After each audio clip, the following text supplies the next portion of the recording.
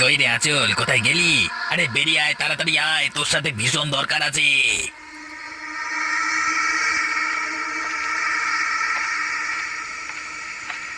কানাই কাকা, তুমি এসেছো?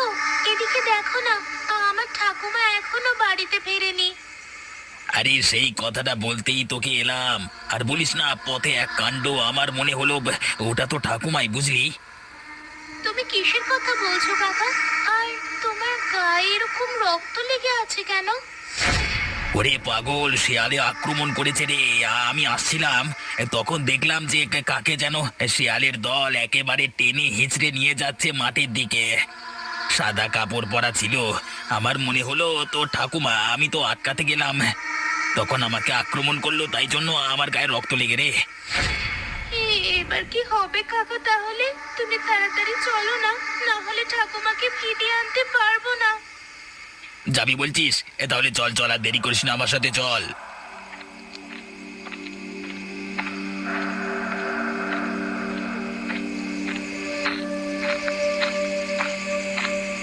আর কত দূর কাকা?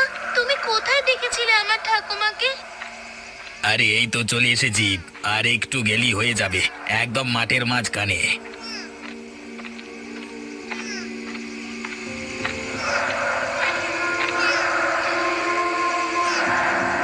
কোথায় কাকা?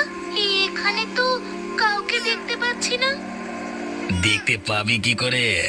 তোকে তো দেখাবার জন্য এখানে নিয়ে আসিনি, তোকে এনেছি মারবার জন্য। কিন্তু কিন্তু কেন কাকা? আমি কি করলাম? আমাকে তুমি মারবে কেন শুধু শুধু? তোকে মারলেই আমার কাজ হাসিল হয়ে যাবে, আমার আর কোনো মাথা ব্যথা থাকবে না। এরকম করো না কাকা, আমার খুব ভয় করছে। বেশিক্ষণ লাগবে না, একটু কষ্ট হলে।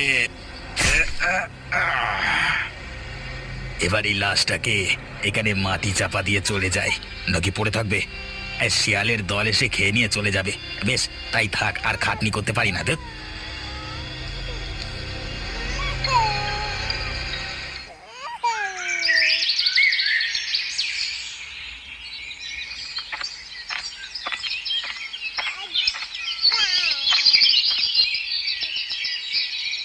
আরে কি ব্যাপার, বুড়িমার হোটেলটা বন্ধ কেন? কোনোদিন তো এত বেশিক্ষণ বন্ধ থাকে না হোটেলটা, তাহলে আজকে কি ব্যাপার হলো? কি ব্যাপার জগা, এখানে দাঁড়িয়ে দাঁড়িয়ে কি এত ভাবছিস? না, ভাবছিলাম যে আজকে বুড়িমা আর তার নাতনি এখনো পর্যন্ত তাদের হোটেলটা খোলেনি কেন?